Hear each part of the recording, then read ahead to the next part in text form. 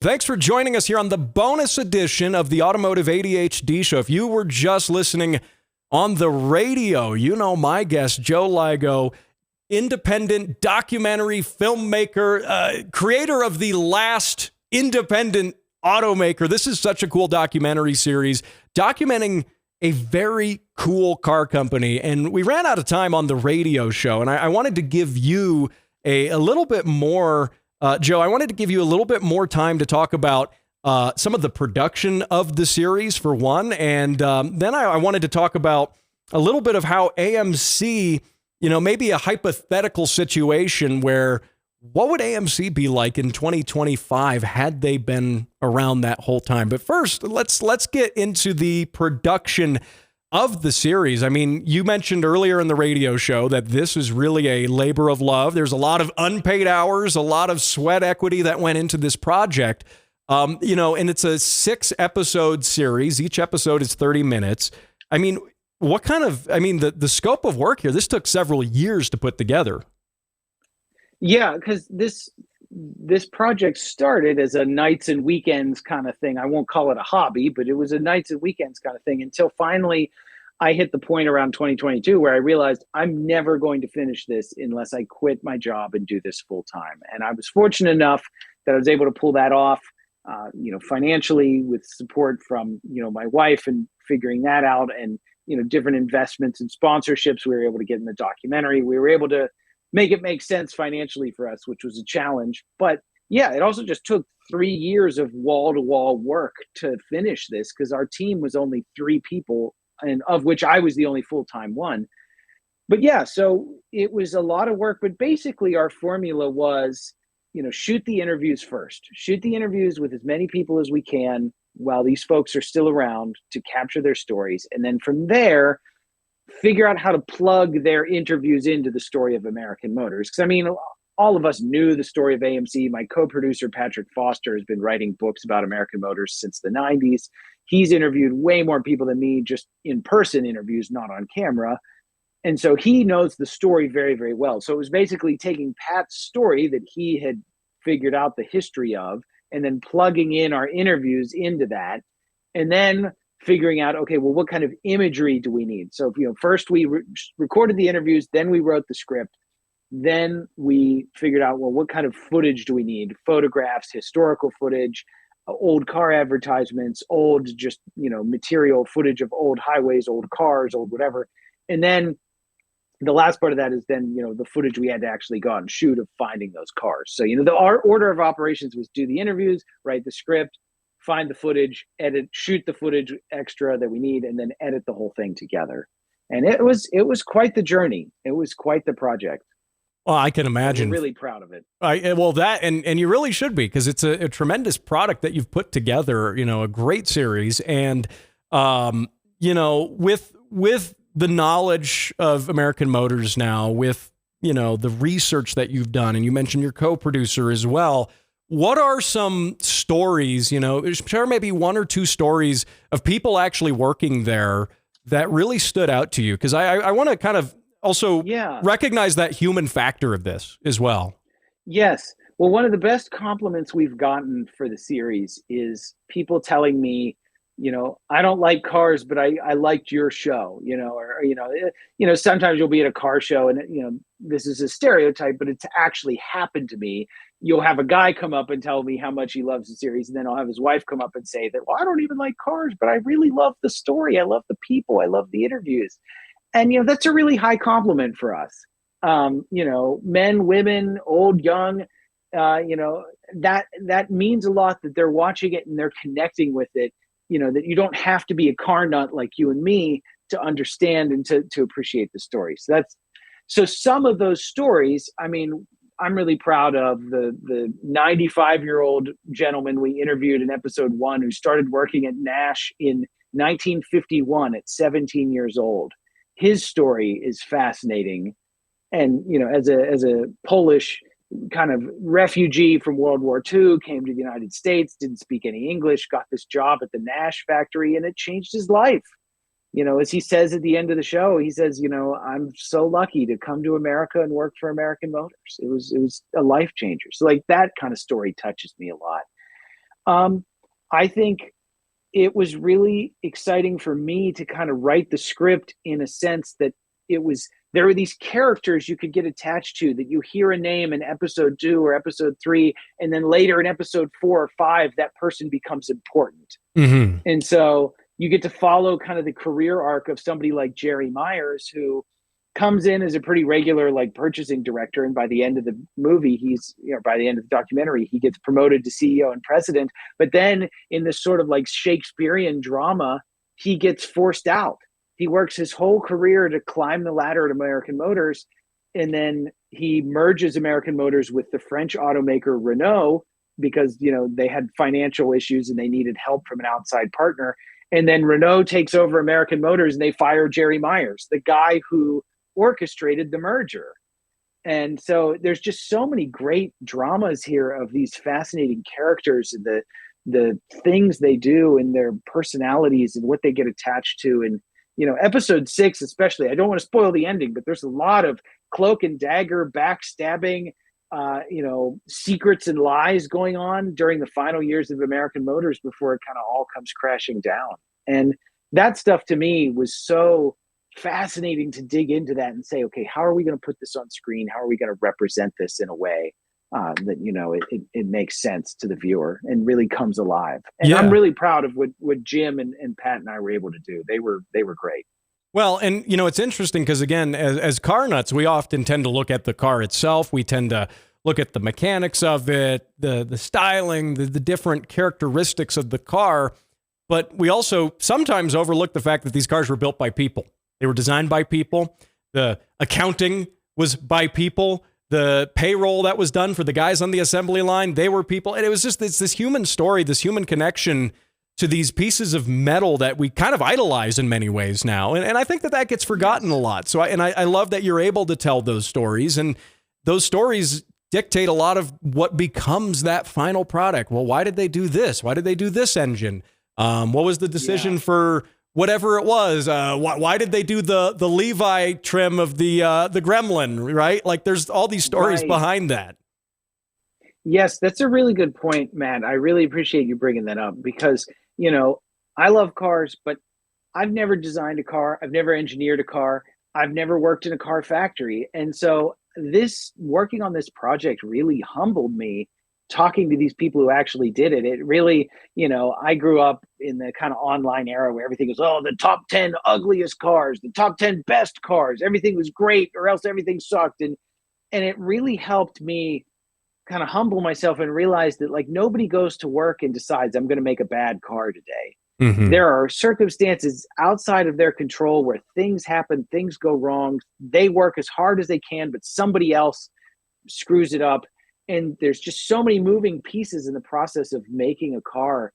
This really opened my eyes to that and made me a lot more sympathetic to the struggle that it is to build a car, whether it's a C8 Corvette or whether it's a Pontiac Aztek.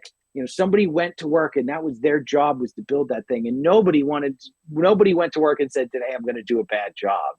And so that's what makes the story all the more interesting when things don't work out.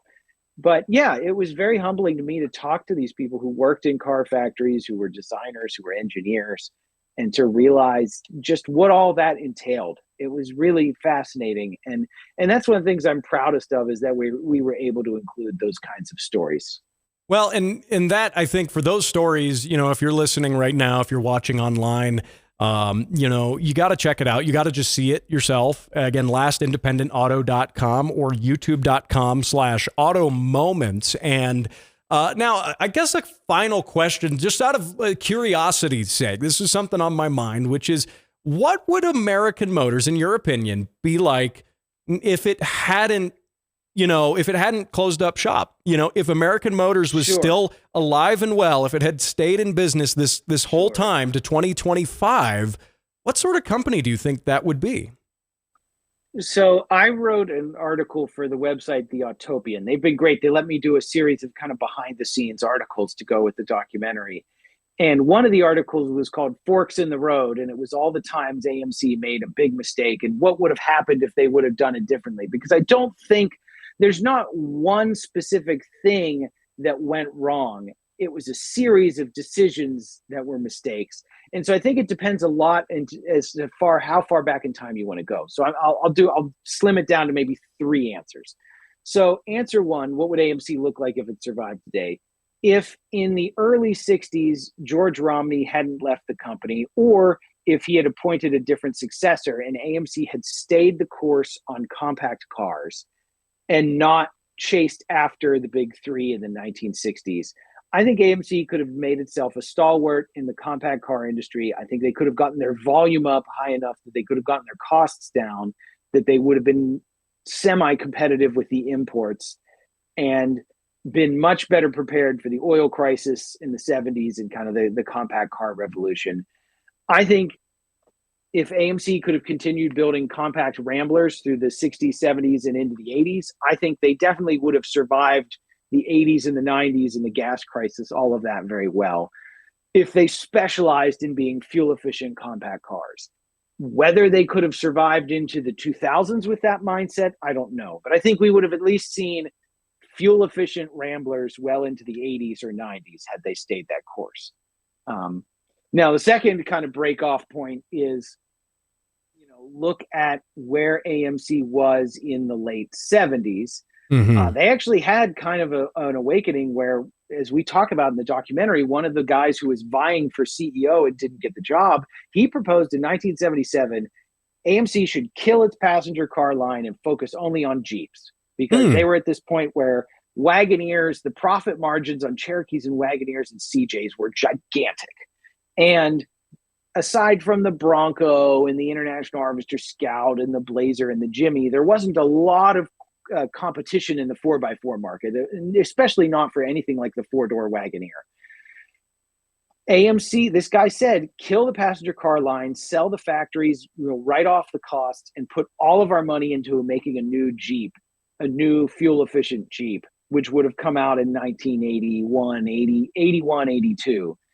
And eventually they did do that. They had the XJ, which came out in 1984, but there was a gas crisis in 79. If they would have launched a new fuel-efficient Jeep 3 years earlier than the XJ, they would have swept that market up. They would have cleaned up there. So his idea was kill passenger cars, focus only on Jeeps.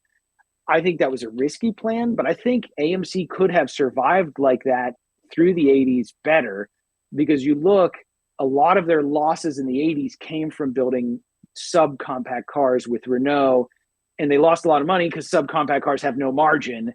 And so if they had not partnered with Renault and only focused on Jeeps, I think they could have been very profitable through the 80s, through the SUV explosion of the 80s into the 90s. The only question is, could they have survived only selling Jeeps into the 2000s? Probably, but at some point, some bigger company would have come along and wanted to absorb them or merge with them, even if it wasn't going to be Chrysler. It would have been somebody would have said, this is too attractive, we got to take this over. I mean, I don't think a single automotive brand can survive on its own, with the rare exception of a Tesla. I don't think a single brand company can survive. You need to have multiple brands under one umbrella. Now, the last thing is, what would have happened if they would have stayed with Renault? In 1987, financial documents show that American Motors was profitable their last year of business before Chrysler bought them. If AMC and Renault had stayed in that partnership of Renault owning 46%, I think they would have been profitable through the end of the 80s. They had a really strong Jeep lineup. They had a fairly decent car lineup with the Renault Premier, which became the Eagle Premier. I think they could have survived in the 90s, but I think eventually Renault would have gotten sick of owning 46% of AMC and either would have sold all of it or bought all of it. And so Renault would have said, okay, we're just going to absorb American Motors and it's just going to become Renault Jeep US operations or something. So it's hard. But in a fantasy world, if, American Motors still existed in 2025, I would love if it was kind of like the American Motors of the 60s and 70s, that you could still have a modern Gremlin and a modern Javelin and, a modern version of the Ambassador and the Matador and all that stuff. of course, nowadays the market is so dominated by SUVs. I think if American Motors existed today, they'd just be building crossovers like everyone else. You know, we just have a version of the RAV4 that would just have an AMC badge on it. Right. You know, I think it's tough to think about American Motors in the 21st century because I don't know if their ideas would adapt. Today, cars are so researched and focus grouped and optimized and bland, so bland. Everything's just the same color. Everything's just the same shape. I don't know if American Motors could survive in a market where uniformity is the name of the game. I don't know. It's hard to imagine a Gremlin in 2025. You know, would they just have some rain? Would it just be like the Mitsubishi Eclipse Cross? They take a classic name and just put it on a blobby crossover. I don't know. It makes you wonder. It makes you wonder. And there's so many variables, obviously, that could kind of go into this thought experiment. But, you know, we're seeing sort of a resurrection of interesting and different cars now, especially serving like the small truck market. Small trucks are getting really interesting. Slate with their EV, allegedly, you know, going to be $20,000 customizable, quirky little truck. Yeah, I think is a good example of something like that. I almost wonder, maybe not saying what if you know AMC was around now, but like what if we really need AMC around in that sense that everything is so homogenous, everything is so same and bland that a company coming along with something weird like a Gremlin or maybe something in that smaller truck space or definitely, you know, Jeep and all of that stuff would probably have been trucking along just at this point. I mean, Jeep is still around. It's the only nameplate that AMC had now that exists still in the public psyche, you know? Right. Yeah. I mean, Jeep is always going to be Jeep. Jeep's always going to be amazing. It's always going to be a cash cow. People are always going to love it. It's going to have its ups and downs as it always does. But Jeep is always going to stick around. But yeah, I think you're right. That's a really good point. I think the U.S. market the American automakers have become very stagnant as they have retreated into only the most profitable segments of the market, which are just trucks and body-on-frame SUVs. I mean, GM has some unibody crossovers that are competitive.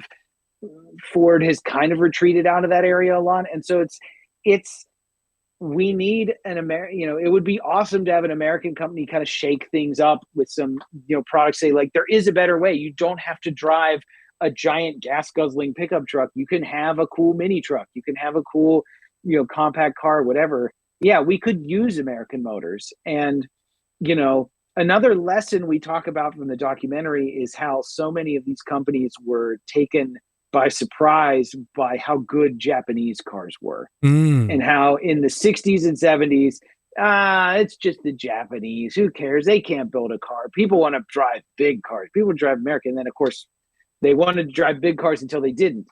And I think we're kind of seeing the same thing with the Chinese market. And this is not political. This is just observational. I'm not taking a side here. I'm not advocating a certain viewpoint. I'm just saying, if you want to look at the coolest, wackiest, most AMC-like designs coming out of the automotive world right now, they're coming from China. You look at wacky materials, cool colors, bizarre styling. You know, you can get a lime green car with a red interior and, you know, crazy styling and all kinds of wacky stuff. Like, you want to look at experimentation and creativity, it's coming from that market. Whereas if you look at cars that are in the US, it's like, cool, I can get a black or gray exterior with a black interior. And, you know, like, it's just so bland, you know, and so I wish the US could see some of that kind of creativity where we're doing wacky colors, where we're doing a Levi's jeans interior, where we're doing, you know, crazy stripe packages and exterior designs, like the Gremlins you could get in purple and lime green and that kind of thing. I wish we could see more of that. And I think maybe seeing that how the rest of the world reacts to some of that creativity coming out of China will encourage our homegrown industries to experiment and get creative again too. Because, you know, they can do it. They've done it before, and they can do it again for sure. Well, and again, I mean, anytime you're, you know, maybe if you're listening to this right now and you're in your car and you're in traffic right now and you look around and, you know, find a car that isn't gray, black, or white, or some derivative thereof that is interesting. And you might be hard pressed to find something in modern traffic that's that way. Obviously, you have your pickup trucks too, but yeah. I think that's a great note too to wrap up on as well. That maybe if it's not American Motors, but there's a sense that American Motors had this spirit to them for their rough spots, for the high spots, as well as the lows. They had this spirit to them that I think makes us all even retroactively now kind of want to root for them, even if they're not really there anymore, and maybe root for something like them in this market. We love the underdogs. Exactly. And I mean, that's why, I can't afford one, but I think Rivians and Lucids are really cool because they're the new version of the independent automaker. Right. And they have cool colors. They have cool designs. They're doing wacky stuff. And, I hope that they survive long enough that they can build more affordable cars that, regular folks can buy. But yeah, I think you're right. I think, I don't know if we deserve AMC, but I think we certainly still need AMC. The market isn't the same without that kind of creativity. Absolutely. Joe Ligo, my guest. Joe, one more time, in case people are just tuning into this podcast version of the show, maybe they missed the radio show, how can people find your documentary series and interact with it and be really enjoy it? Absolutely. So I'm going to list the whole thing. So we've got our website. It's kind of our home base. It's lastindependentauto.com. You can check out all of our stuff there. We have some cool details there. You can watch the whole series on YouTube if you go to youtube.com/automoments, or just search for The Last Independent Automaker. All 6 episodes are available on YouTube. They're also available on the PBS video app, which is free. And your local PBS station might be broadcasting it. So check your local listings. If you're an old-fashioned TV guy, you can do that too. And we have a Facebook page. Just look for American Motors, The Last Independent Automaker. We're on Facebook. And we love to hear from folks. One of my favorite things has been reading the comments people leave on the YouTube videos. People love to say, oh, I grew up in that car. I came home from the hospital in a Rambler station wagon. My first girlfriend drove a Pacer. Oh, my boss had an Eagle, and one day it got, we drove it through the snow because it was snowing. We couldn't get to work. Those are the kind of stories we love to hear. That's one of the best parts about this, is hearing people's car stories. I love it. Joe Ligo, lastindependentauto.com. Joe, thanks for joining me here on Automotive ADHD. Absolutely. It's been a blast. Thank you, man.